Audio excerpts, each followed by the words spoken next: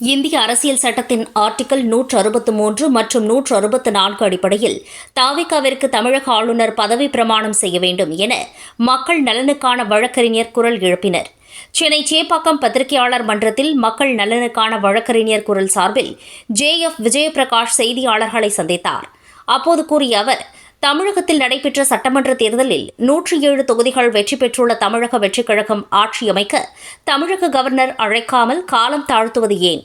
இந்திய அரசியல் சட்டத்தின் ஆர்டிகல் 163 மற்றும் ஆர்டிகல் 164 ஆகியவற்றின் அடிப்படை நோக்கம் அமைச்சரவை சட்டமன்றத்தில்தான் நம்பிக்கையை பெற்றிருக்க வேண்டும் என்பதாகும். அந்த நம்பிக்கை உள்ளதா இல்லையா என்பது தீர்மானிக்கும் ஒரே அரசியல் சட்டமுறை சட்டமன்ற அவை. தரை தேர்வு மட்டுமே என்பதில் எந்தவித ஐயப்பாடும் இல்லை. ஒரு அரசியல் கட்சிக்கு பெரும்பான்மை ஆதரவு உள்ளதா என்பது ஆளுநர் தனிப்பட்ட கருத்து. அரசியல் ஊகம் அல்லது வெளிப்புற கணிப்புகள் மூலம் தீர்மானிக்க முடியாது. அவை சட்டமன்ற அவையிலேயே நிரூபிக்கப்பட வேண்டும் என்பது இந்திய உச்சநீதிமன்றம் பலமுறை வலியுறுத்தியுள்ள அரசியல் சட்டக் கொள்கையாகும் என்றார். இதுக்கு பல மாநிலங்களில் இதுபோல் நடைபெற்ற போது நீதிமன்றம் இதுபோன்ற செயல்களை கண்டித்துள்ளது. தமிழக மக்கள் எப்போதும் அரசியல் சட்டத்தை மதித்து ஜனநாயக நடைமுறைகளை காக்கும் பண்புடையவர்கள். இவர்களின் நம்பிக்கையை பாதுகாப்பது அரசியல் சட்ட அதிகாரிகளின் உயரிய கடமையாகும் என்றார். இந்நிலையில் தமிழக ஆளுநர் அவர்கள் தமிழக வெற்றிக் கழகம் கட்சியை தமிழ்நாட்டில் ஆட்சியமைக்க அழைப்பு விடுக்க வேண்டும். தமிழக சட்டமன்றத்தில் பெரும்பான்மையை நிரூபிக்க அவகாசம் வழங்க வேண்டும். உச்சநீதிமன்றத்தின் தீர்ப்புகள் அரசியல் சட்ட நெறிமுறைகள் மரபுகளை முழுமையாக பின்பற்ற வேண்டும். தமிழ்நாட்டு மக்களின் ஜனநாயக நம்பிக்கையும் அரசியல் சட்டத்தின் மாண்பையும் பாதுகாக்கவும் நீதியும் ஜனநாயகமும் அரசியல் சட்ட மரியாதையும் நிலைநிறுத்த தேவையான உத்தரவுகளையும் பிறப்பிக்க வேண்டும் என்றார். இந்த செய்தியாளர் சந்திப்பில் நலனுக்கான வழக்கறிஞர் குரல் வழக்கறிஞர்கள் இருந்தனர். பத்திரிகை நண்பர்கள் அனைவருக்கும் வணக்கம். மக்கள் நலனுக்கான வழக்கறிஞர் குரல், வாய்ஸ் ஆஃப் வக்கீல் in interest of public, VVIP என்கிற வழக்கறிஞர் மற்றும் பொதுமக்கள் நலன் சார்ந்த அமைப்பு ஒன்றை வழக்கறிஞர்களாக நாங்கள் நடத்தி வருகிறோம். நான் அதன் மாநில தலைவர். என்னுடன் இருக்கும் அனைத்து நிர்வாகிகளும் உயர்நீதிமன்றத்தில் வழக்கறிஞர்களாக பணிபுரிந்து வருகிறார்கள்.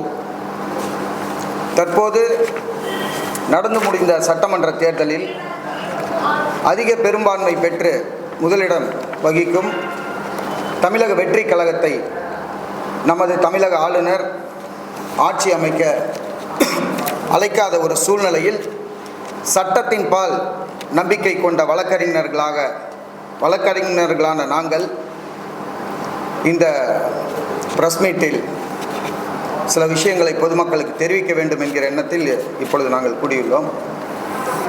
இந்திய அரசியலமைப்பு சட்டத்தில் ஆர்டிகல் 163, 164 பேசிக்காக என்ன சொல்லுதுன்னா, ஃப்ளோர் டெஸ்ட் வைங்க, ஃப்ளோர் டெஸ்ட்டில் ப்ரூஃப் பண்ணுங்கள். இது வந்து எஸ்ஆர் பொம்மை வெஸ் யூனியன் ஆஃப் இந்தியாவில் ஏற்கனவே அந்த ஜட்ஜ்மெண்ட்டில் தெளிவாக கொடுத்துருக்காங்க.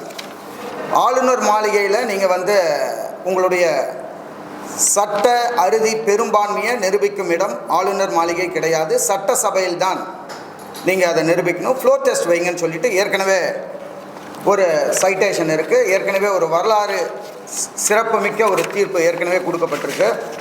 அதே போல் ராமேஸ்வர் பிரசாத் வெஸ் யூனியன் ஆஃப் இந்தியாவில் யூகங்கள் கற்பனைகள் அடிப்படையில் ஆளுநரோ அரசு அதிகாரிகளோ செயல்படக்கூடாது. இது வந்து ஃப்ளோர் டெஸ்ட் மூலமாக தான் இதை பண்ணணும், கன்ஃபார்ம் பண்ணணும்னு சொல்லியிருக்காங்க. அதே போல் சிவசேனா வெஸ் யூனியன் ஆஃப் இந்தியாவில் அவங்க கொடுத்த மகாராஷ்டிரா தேர்தல் வழக்கில் சுப்ரீம் கோர்ட் என்ன சொல்லியிருக்குன்னா, ஃப்ளோர் டெஸ்ட் வைங்க, நம்பிக்கையான நபர்கள் மூலமாக ஃப்ளோர் டெஸ்ட் வைங்க அப்படின்னு சொல்லியிருக்காங்க. இது போன்ற ஒரு சூழ்நிலைகளில் நம்மளுடைய தமிழக ஆளுநர்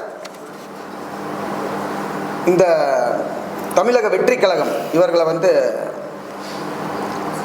இறுதி அந்த பெரும்பான்மையை நிரூபிக்க அவங்க ரொம்ப தயங்கிட்டு இருக்காங்க, ரொம்ப தயக்கப்பட்டு இருக்காங்க. இவர் 2 முறை போய் அணுகியும் அவங்க அதற்கான ஒரு சரியான பதிலை கொடுக்க மாட்டுறாங்க. இது வந்து இப்போ ஒரு 2-3 நாட்களாக பரபரப்பாக இருக்குது. அனைத்து தமிழக மக்களும் எதிர்பார்த்துட்டு இருக்காங்க. ஒரு மாற்றம் வேண்டி தான் தமிழக வெற்றிக் கழகத்தை தமிழக மக்கள் தேர்ந்தெடுத்திருக்காங்க. ஒரு மாற்றம் வேணும். 2 திராவிட கட்சிகளும் இவ்வளோ நாள் ஆண்டிருக்காங்க. எங்களுக்கு ஒரு புதிதாக ஒரு தலைவர் வந்தால் ஒரு மாற்றம் வரும், புதிதாக ஒரு கட்சி வந்தால் ஒரு மாற்றம் வரும், ஒரு எதிர்பார்ப்பு இருக்க ஒரு சூழ்நிலையில் தான் இந்த நடந்து முடிந்த சட்டமன்ற தேர்தல் முடிவுகள் நமக்கு தெரிவிக்குது. எல்லாருமே சொல்லுவாங்க மக்கள் தீர்ப்பே மகேசன் தீர்ப்புன்னு சொல்கிறாங்க.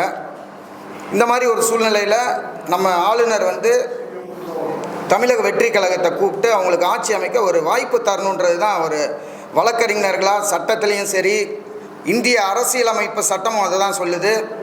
சட்ட ரீதியான வல்லுநர்கள் சுப்ரீம் கோர்ட்டில் கபில் சிபிலாக இருக்கட்டும், எவ்வளோ மூத்த வழக்கறிஞர்கள் யாராக இருக்கட்டும், எல்லாருமே சொல்கிற விஷயம் இதுதான். அதே போல் இதை காலந்தாத்தாமல் இதை வந்து ஒரு நல்ல முடிவு இந்த 2 நாட்களில் இது பண்ணி புதுசாக வர ஒருத்தங்களுக்கு வாய்ப்பு தரணுன்றது தான் எங்களுடைய பணிவான வேண்டுகோள். உயர்நீதிமன்றத்தில் வழக்கறிஞராக பணிபுரிந்து வருகிறேன். மக்கள் நலனுக்கான வழக்கறிஞர் குரல் என்கிற விவிஐபி என்கிற வழக்கறிஞர் மற்றும் பொதுமக்கள் நலன் சார்ந்த அமைப்பு ஒன்றினை நாங்கள் நடத்தி வருகிறோம். எங்களுடன் பணிபுரியும் அனைவரும் ரெகுலராக கோர்ட்டில் ப்ராக்டிஸ் பண்ணக்கூடிய அட்வொகேட்ஸ் தான் எங்கள் கூட எல்லாருமே இருக்காங்க. எங்கள் விவிஐபி அமைப்பு வந்து 45 கோர்ட்டில் தமிழகம் பூரா இருக்காங்க. 1500 பேர் எங்கள் அமைப்பில் உறுப்பினர்களாக இருக்காங்க. இப்போ இந்த லேட்டஸ்டான இந்த ஆட்சி அமைக்க தாவேகாவுக்கு உரிமை மறுக்கப்படுகிற சூழ்நிலையில் என்னோட அமைப்பில் இருக்கும் வழக்கறிஞர்களாக இருக்கட்டும், பொதுமக்களாக இருக்கட்டும், ஏன் இந்த இஷ்யூவை நீங்கள் பேசக்கூடாது, ஏன் இதை நீங்கள் அரசியல் ஒரு சட்ட குழப்பமான ஒரு சூழ்நிலையில் இதை குறித்து ஏன் நீங்கள் வெளிப்படுத்தக்கூடாது என்கிற சூழ்நிலையில் இந்த ப்ரெஸ் மீட்டை நாங்கள் கண்டக்ட் பண்ணியிருக்கோம் சார். சுப்ரீம் கோர்ட் வரலும் போகலையே சார். இல்லை சார், இவங்க மறுக்கும் பட்சத்தில் தான் சுப்ரீம் கோர்ட் போக முடியும். மறுக்கலையே இன்னும். போனால் திரும்ப இந்த மெஜாரிட்டி இந்த 118ன்றது 2வது பேசிக்கான ரூலே வந்து இப்போ வந்து யார் அதிக பெரும்பான்மை வாங்கியிருக்காங்களோ அந்த கட்சியை முதல்ல கூப்பிட்டு அவங்களுக்கு வாய்ப்பு தரணும். 15 நாட்கள் நீங்கள் டைம் தரணும். ஃப்ளோர் டெஸ்ட் நடத்தணும். சட்ட சபையில் தான் நிரூபிக்கணும் எனக்கான அறுதி பெரும்பான்மை இருக்கா, மெஜாரிட்டி இருக்கான்றதை நான் வந்து சட்டசபையில் தான் நிரூபிக்கணும். கவர்னருடைய வீட்டில் போய் நான் நிரூபிக்கக்கூடாது. இதுதான் எங்களுடைய கருத்து. இதுதான் மக்கள் எல்லாருமே ஓட்டு போட்டிருக்காங்க. இது ஜனநாயக தீர்ப்பு. இந்த ஜனநாயக தீர்ப்பை வந்து யாரும் வயலேட் பண்ணக்கூடாது அப்படின்றதுக்காக தான் நாங்கள் பேசுகிறோம்.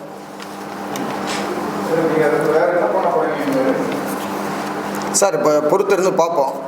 அப்படி இல்லைன்னா ஏதாவது பொதுநல வழக்கோ வேறு எதுவும் விஷயங்கள் செய்யக்கூடிய வாய்ப்புகள் இருந்தால் நம்ம செய்வோம். ஆர்ப்பாட்டம் அந்த கட்சியினர் தான் சார் நடத்தணும். நம்ம வந்து பொதுமக்கள் சார்பில் எங்கள் கருத்துக்களை தெரிவிக்க தான் நாங்கள் வந்திருக்கோம். பொதுமக்கள் சார்பில் வழக்கறிஞர்களாக இதில் இருக்க சட்ட தெளிவான சில விஷயங்களை தெளிவுபடுத்துறதுக்கு தெரியப்படுத்த தான் உட்காந்துருக்கோம்.